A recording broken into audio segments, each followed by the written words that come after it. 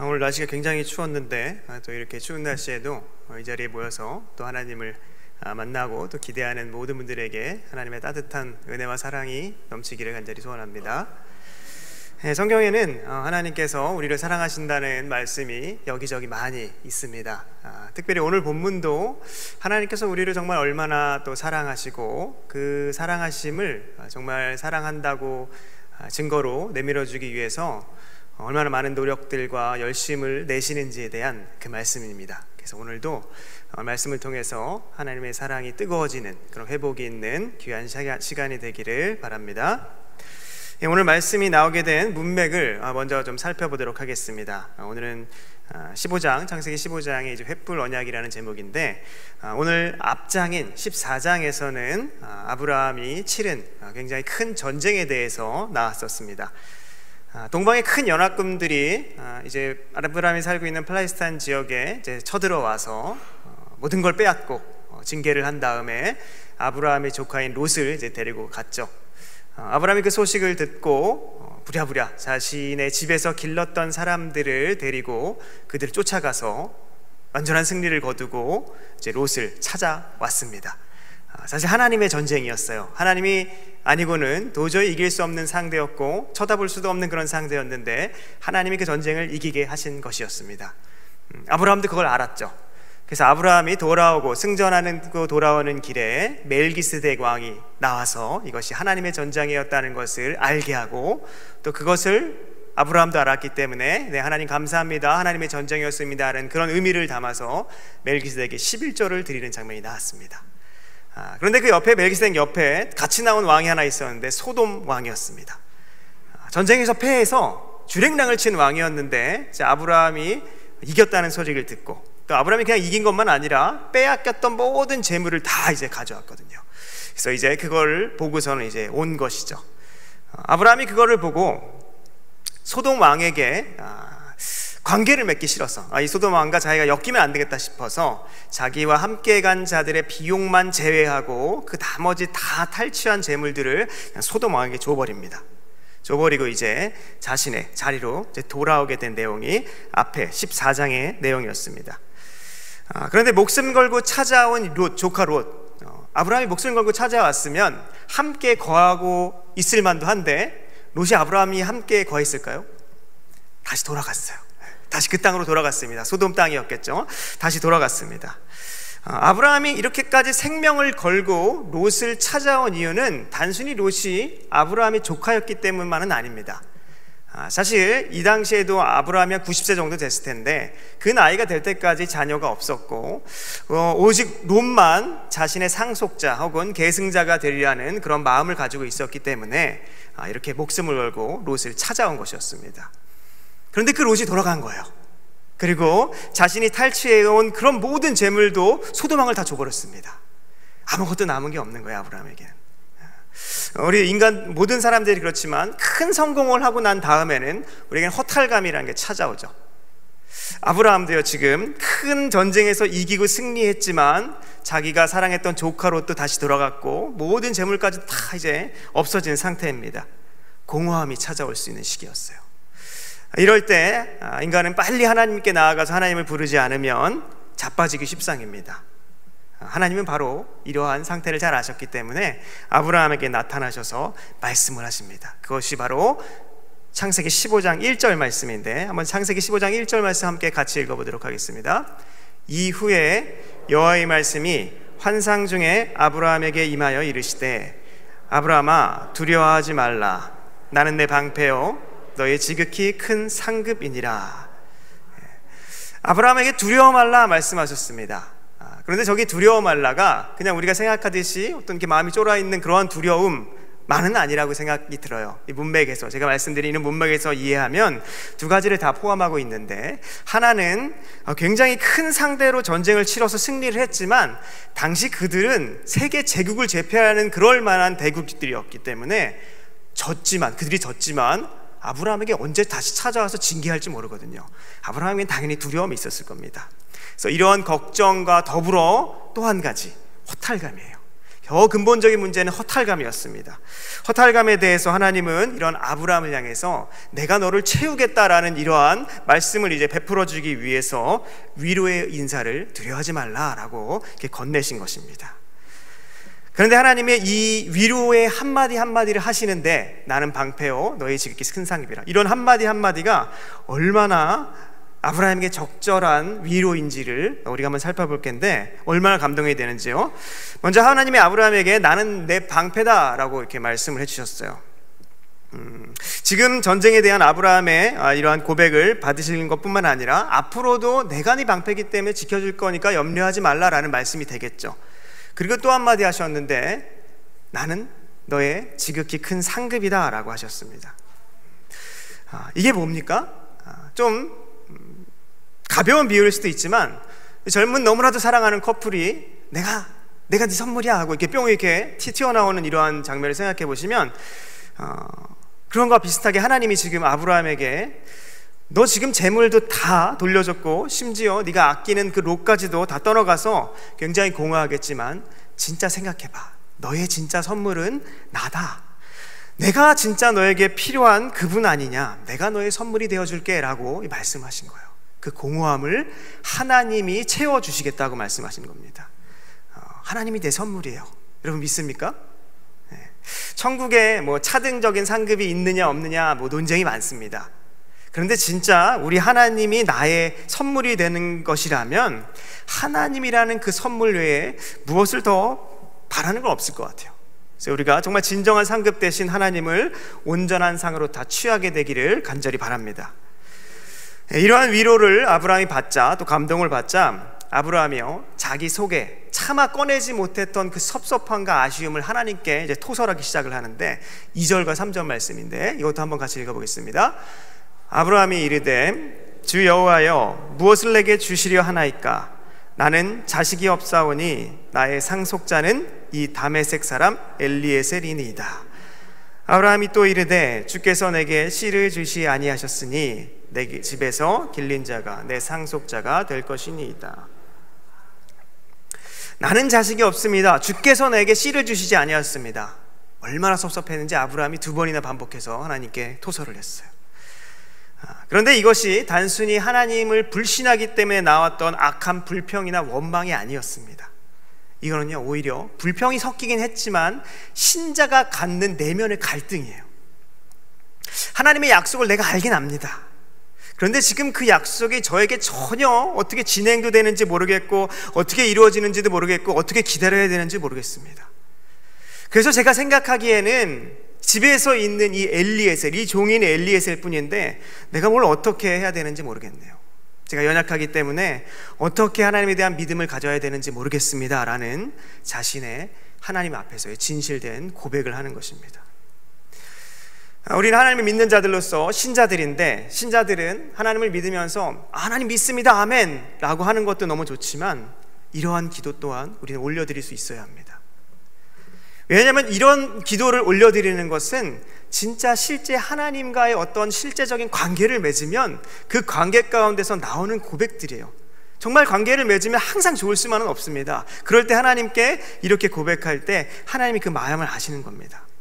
그래서 하나님도 저러한 관구에 대해서 불평한다고 악하다가 여기거나 불신이라고 그렇게 말씀하시지 않으셨어요. 역시나 하나님께서는 그 아브라함의 마음을 헤아리시고 아브라함에게 다시 약속을 해주세요. 그게 4절과 5절 말씀인데 제가 읽어보겠습니다. 여호와의 말씀이 그에게 임하여 이르시되 그 사람이 내 상속자가 아니라 내 몸에서 날 자가 내 상속자가 되리라 하시고 그를 이끌고 밖으로 나가 이르시되 하늘을 우러러 무뼈를 셀 수 있나 보라. 또 그에게 이르시되 내 자손이 이와 같으리라. 중요한 건요 하나님이 현물이 아닌 거창한 약속을 주셨다는 거예요. 아브라함의 마음을 다 아셨습니다. 그럼 이제 줄만도 하신데 바로 안 주시고요 다시 약속을 주세요. 이것이 바로 우리에게도 아주 중요한 포인트가 되는 말씀입니다. 하나님은 우리가 어떠한 아쉬움 때문에 아니면 피로 때문에 어떠한 간구를 하나님께 내뱉을 때 하나님께서는 다시 한번 약속으로 우리에게 말씀하시는 분이세요.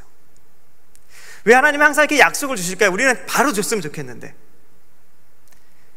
믿음이라는 게 보이지 않는 것을 믿기 때문입니다.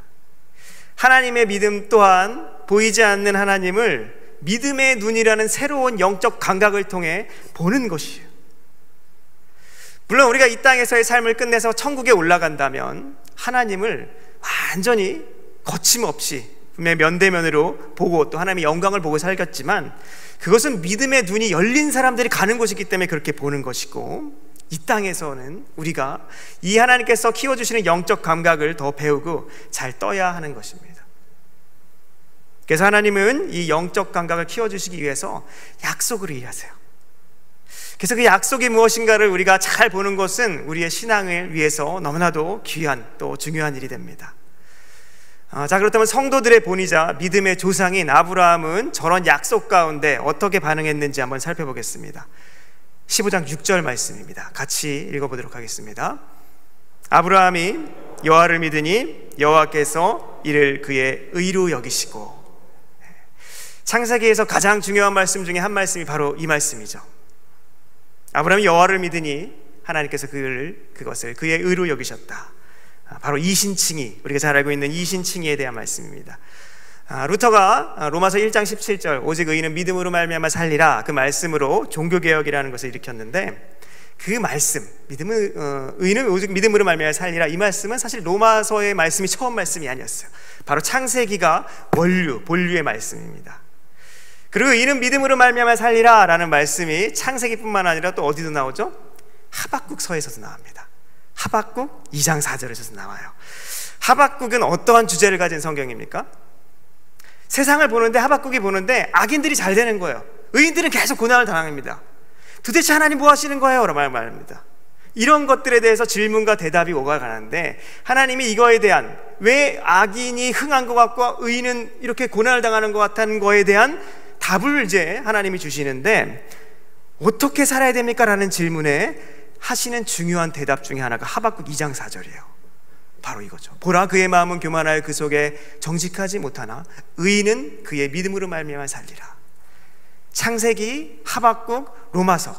제가 드리고 싶은 말씀은, 하나님은 처음부터, 성경 처음부터 곳곳에 이 말씀을 하고 계시다는 거예요.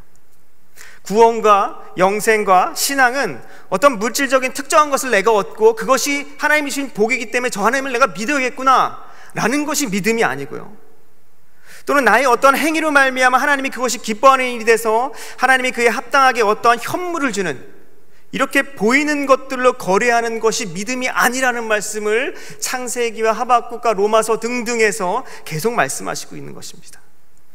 그래서 신앙인, 성도는 어떻게 살라고 말씀하는 거냐면, 오직 믿음으로 말미암아 살리라 라고 말씀하는 것이죠. 그래서 하나님께서는 약속을 이해하시는 거예요. 안 보이는 분을 보이게끔, 없는 것을 있는 것으로 보여주시는 분으로 믿게끔 하시는 겁니다. 하나님이 아브라함에게 이 말씀을 주셨어요. 네가 믿으니 의인이다 라고 말씀을 주시고, 이러한 자식에 대한 약속에 무뼈를 보면서 자식에 대한 약속을 주시고 난 다음에 아브라함의 이 믿음, 15장 6절의 믿음을 보시고는 이 자식에 대한 약속과 더불어서 이전에 함께 하셨던 땅에 대한 약속도 주세요. 아브라함에게 세 가지 약속을 하셨다고 그랬죠. 자식과 땅과 복에 대한 약속을 하셨는데, 땅에 대해서도 다시 한번 약속을 확정적인 언약으로 베풀어 주십니다.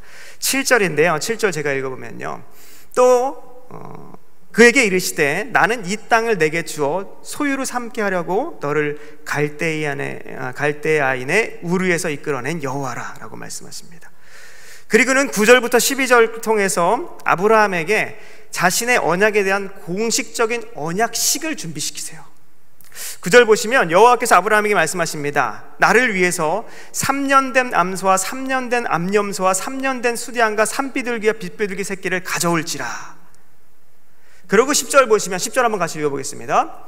아브라함이 그 모든 것을 가져다가 그 중간을 쪼개고 그 쪼갠 것을 마주대어 놓고 그 새는 쪼개지 아니하였으며, 새는 너무 조그매서 쪼개지 아니한 거예요. 어쨌든 짐승을 다 쪼개놨습니다. 이게 바로 공식적인 언약식의 준비 과정이었어요.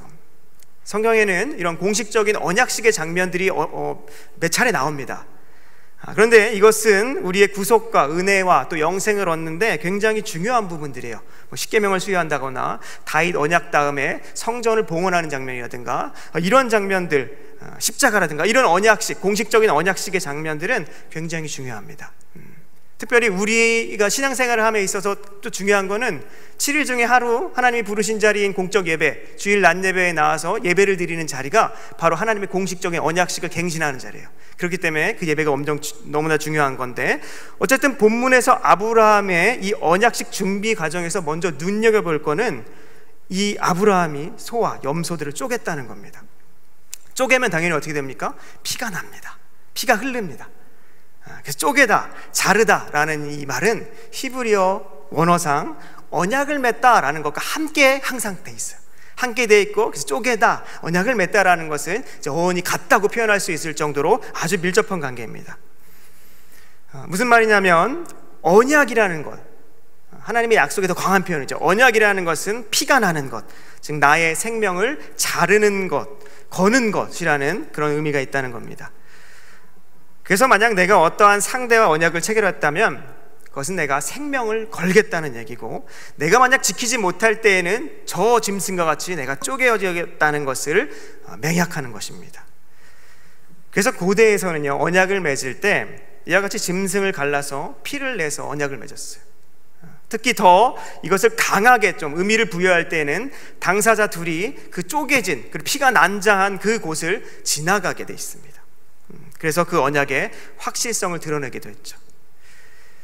하나님께서는 아브라함이 하나님의 언약을 잘 이해하고 더 잘 받아들이게 하기 위해서 그 고대의 언약식을 차용해서 생명을 걸고 이 약속을 하신다는 의미를 담고 이 공식적인 언약식을 베푸신 것입니다. 다시 본문의 이야기로 돌아가면, 아브라함은 언약식의 준비를 다 하고 이제 하나님의 말씀해 주시기를, 하나님이 언약을 베풀어 주시기를, 하나님 무엇인가를 하시기를 기다립니다. 한참을 기다렸어요.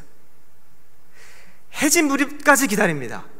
근데 아무 일도 일어나지 않자 아브라함이 졸렸는지 깊은 잠에 빠집니다. 15장 12절에 보면 깊은 잠에 빠졌다고 되어 있어요. 그리고는 아무것도 할 수 없을 만큼의 깊은 두려움이 아브라함에게 임하게 됩니다. 무슨 말이냐면, 아브라함은 정말 아무것도 할 수 없는 그 상태가 되었다는 것을 성경이 표현하고 있는 거예요. 그리고 바로 아무것도 할 수 없는 이 아브라함의 상태가 되자 하나님께서 다시 나타나서 말씀하시는데, 그게 13절부터 16절까지 말씀이에요. 다 읽지는 않겠지만 하나님께서 아브라함에게 말씀하신 게 뭐냐면, 내 자손, 무뼈 같은 그 내 자손이 이방에게 들어갈 거고, 그 이방에서 400년 동안 고난을 당하다가 나올 거다. 그리고 14절, 15절, 16절에도 똑같은 말씀하세요. 너는 장수하다가 조상에 들어가겠지만 내 자손은 4대 만에 다시 이 땅으로 돌아올 거야. 아모리 족속의 죄악이 다 차지 않았기 때문이다 라고 말씀하세요. 13절부터 16절까지 말씀은 하나님께서 이렇게 맹약하신, 생명을 걸고 맹약하신 이 약속의 땅이 어떻게 아브라함의 자손들에게 주어질 것에 대한 구체적인 계획을 약속하신 거였어요.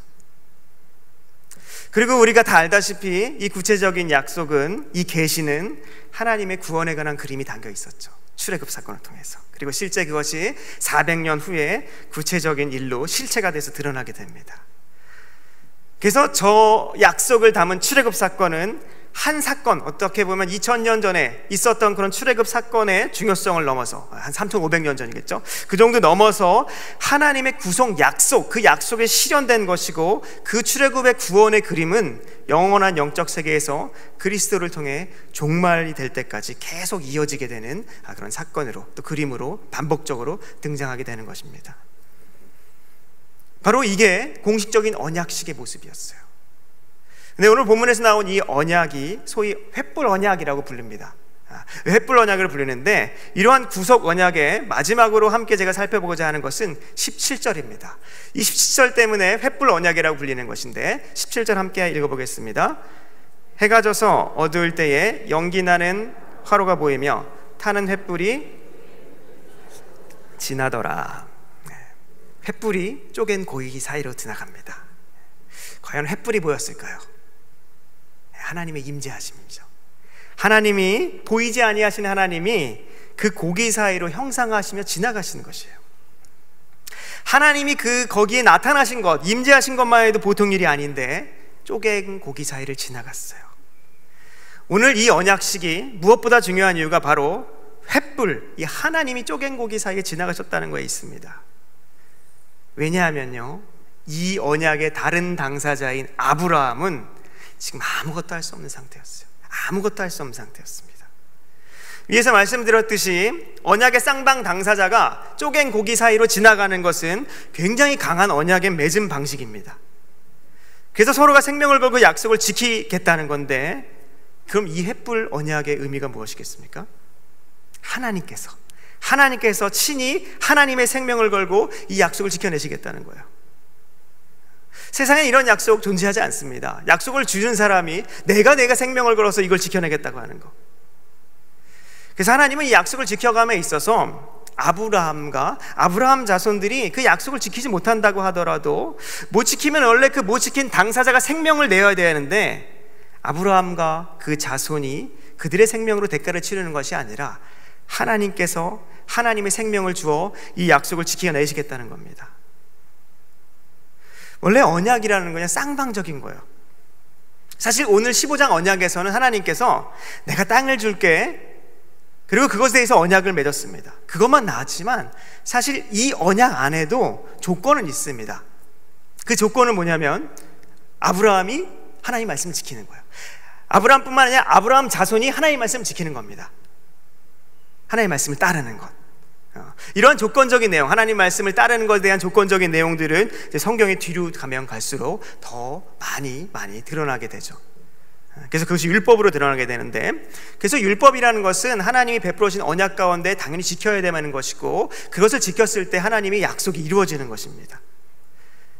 그런데 생각해 보십시오. 하나님이요, 아브라함에게 땅과 자손과 자손에 대한 복을 주셨어요. 그 약속을 주셨는데, 이게 실제로 이스라엘 땅을 아브라함 자손들에게 준다는 의미도 있지만 조금 더 영적이고 궁극적인 의미는 뭐였습니까? 하나님의 나라를 주신다는 거였어요. 영적인 하나님 나라를 주신다는 거였습니다. 즉 하나님 나라를 이 땅에 표상하는 이스라엘 땅이든 영원한 영적인 하나님의 나라든, 그것을 받으려면 내가, 하나님의 자손들이 하나님의 말씀을 지키고 따라야 하는 그 조건이 원래 지켜져야 합니다. 만약 그 조건이 지켜지지 못하면 이 언약은 깨지는 것이고, 그 언약이 깨지면 상대방은 그 깨진 거의 대가로 생명을 치러야 되는 것이죠. 그렇다면 지키지 않았는데 이 언약을 계속 유지하고 싶으면 어떻게 해야 됩니까? 생명을 드려야 돼요. 조건을 깨진 대가가 생명을 드리는 거예요. 그럼 이게 조건이 계속 지키지 않더라도 그 언약이 계속 되는 건데, 그 효력을 유지하기 위해서 그 언약을 깬 대가를 하나님이 지불하시는 거죠.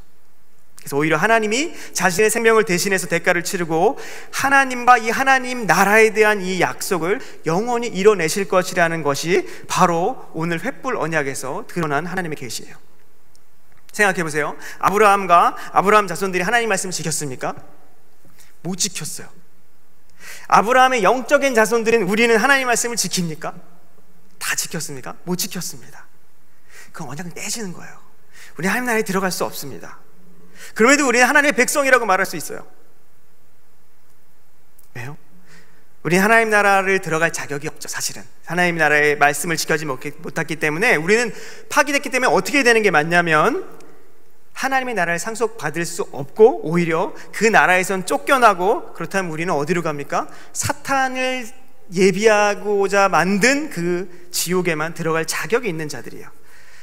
그런데 우리가 그럼에도 불구하고 하나님의 백성이라고 말할 수 있는 것은 오늘 횃불 언약을 맺으시니 하나님이 신실하기 때문에, 본문에서 하나님이 횃불을 지나가신 것처럼 우리에게 하나님이신 독생자 예수 그리스도를 보내주신 것이죠.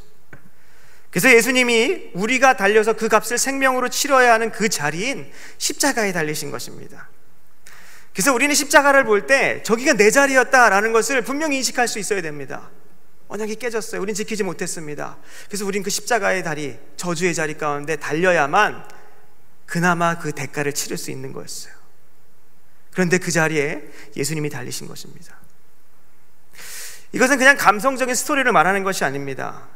진짜 내가 거기에 달려서 뱀 같은 그 저주를 받고 지옥으로 갔어야만 한다는 사실입니다. 거듭난이라는 것은 바로 이 사실을 내 마음 깊숙한 곳에 받아들이는 사람을 말합니다. 그게 거듭남이에요. 그래서 요한복음 3장에서 예수님이 니고데모를 만나서 니고데모에 하신 말씀은 거듭남에 대한 말씀이었어요. 어떻게 거듭납니까에 대한 말씀이었습니다. 그때 예수님께서 뭐라고 하셨냐면, 모세가 광야에서 뱀을 든 것처럼 인자도 들려야 하리니 그를 쳐다본 즉 살리라 말씀하신 거예요. 그 뱀의 자리, 예수님의 십자가의 자리는 그 뱀의 자리였어요. 저주의 상징인 그 뱀의 자리였습니다. 내 자리였단 말이에요. 그런데 그것을 내 자리로 쳐다볼 수 있는 자만이 장대인 나무에 달리신 예수를 보고 거듭난 자가 된다는 말씀을 하신 겁니다.